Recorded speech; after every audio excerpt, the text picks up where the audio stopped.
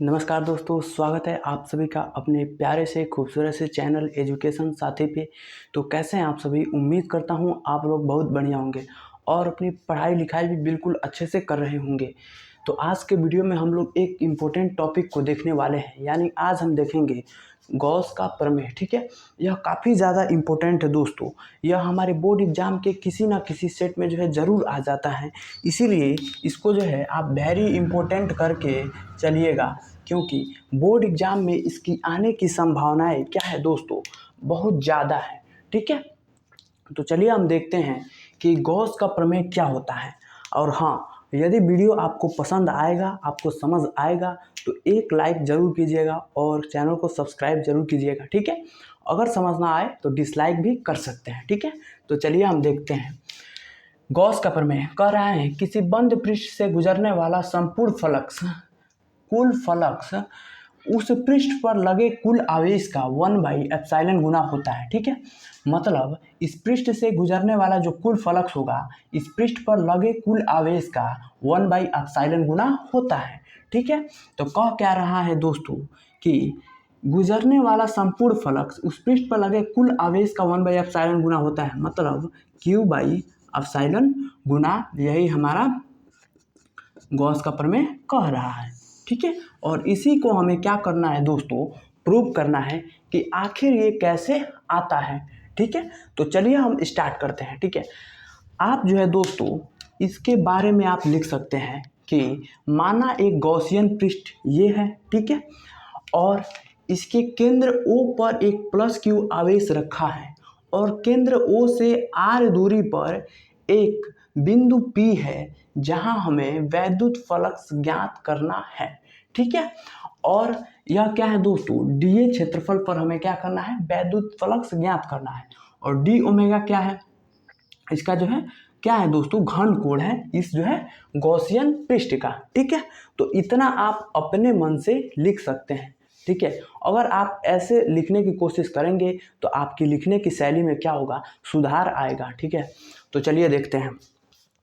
सबसे पहले हम देखेंगे कि अल्पभाग dA के लिए। ठीक है, तो क्या होगा हमारा d phi e जो होगा हमारा दोस्तों, वो हमारा हो जाएगा E vector dot A vector. ठीक है, वैद्युत फ्लक्स की परिभाषा से हमारा क्या होता है, d phi e बराबर E vector dot A vector.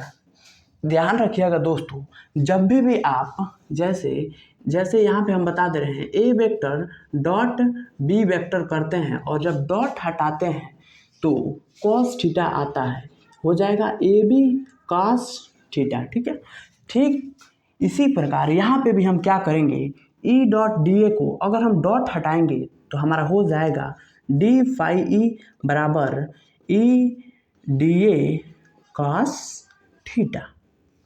अब देखना दोस्तों, अब हमारा क्या होगा, ये हमारा क्या है, इलेक्ट्रिक फील्ड है, और डीए हमारा क्या है, यह जो है अल्प भाग है। ठीक है, अब हम क्या करेंगे, आप जानते हैं कि बिंदु आवेश यहाँ पे क्या है, पॉइंट चार्ज है, मतलब एक ही आवेश है। तो एकल आवेश के कारण आपने वैद्युत क्षेत्र की तीव्रता क्या पढ़ा है, आपने पढ़ा था d phi e बराबर पढ़ा था 1/4πε0 Q/r² इंटू cos थीटा।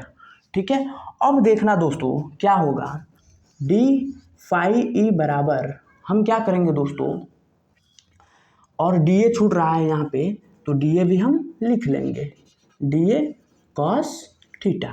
क्या करेंगे दोस्तों, Q/4πε0 को एक साइड रखेंगे और dA cos theta upon r² को एक जगह रखेंगे।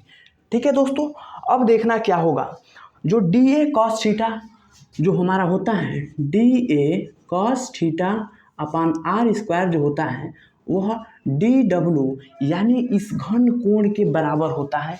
इस घन कोण dW का मान हमारा होता है dA cos theta upon r²।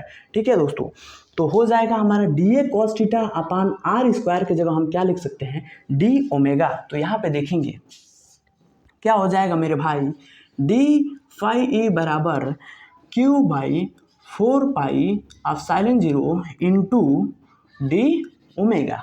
ठीक है दोस्तों, यह तो हमने अल्प भाग डीए के लिए कुल फ्लक्स निकाला है, लेकिन हमें क्या करना है दोस्तों, हमने केवल इतने एरिया का फ्लक्स हमने फाइंड कर लिया कितना आएगा।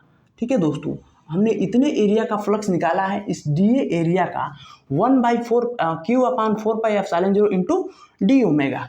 अब हम क्या करेंगे, लिखेंगे संपूर्ण पृष्ठ के लिए। अब हम इस कुल भाग के लिए फ्लक्स की गणना करेंगे, तो लिखेंगे संपूर्ण पृष्ठ के लिए।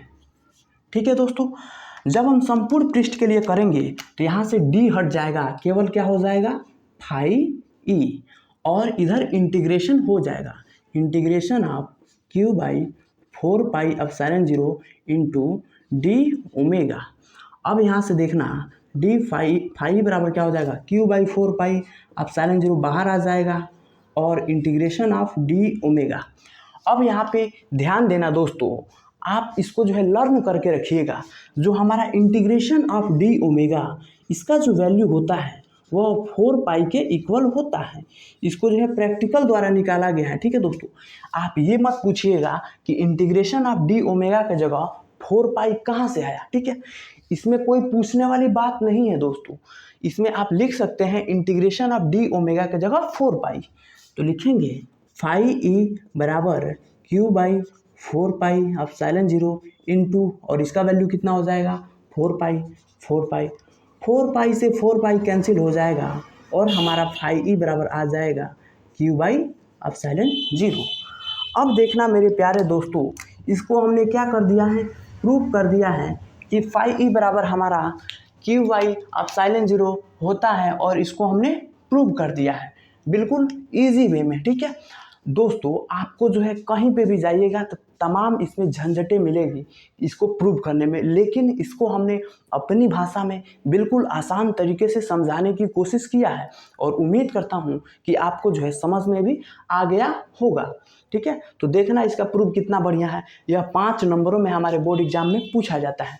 हाँ दोस्तों, अगर वीडियो पसंद आया हो तो लाइक कर दीजिएगा, और अपने दोस्त मित्रों यारों के पास शेयर कीजिएगा ताकि वो लोग भी इसको अच्छे से पढ़ सकें, और एक प्यारा सा कमेंट जरूर कीजिएगा, और चैनल को सब्सक्राइब करके रखिएगा, क्योंकि फिजिक्स की अच्छी वीडियो अब आने वाली है मेरे भाइयों। ठीक है, तो तब तक के लिए इतना ही, बाकी पढ़ते रहिए, मुस्कुराते रहिए, और अपने माता पिता का नाम रोशन करते रहिए, और भाई को सपोर्ट करते रहिए। जय हिंद।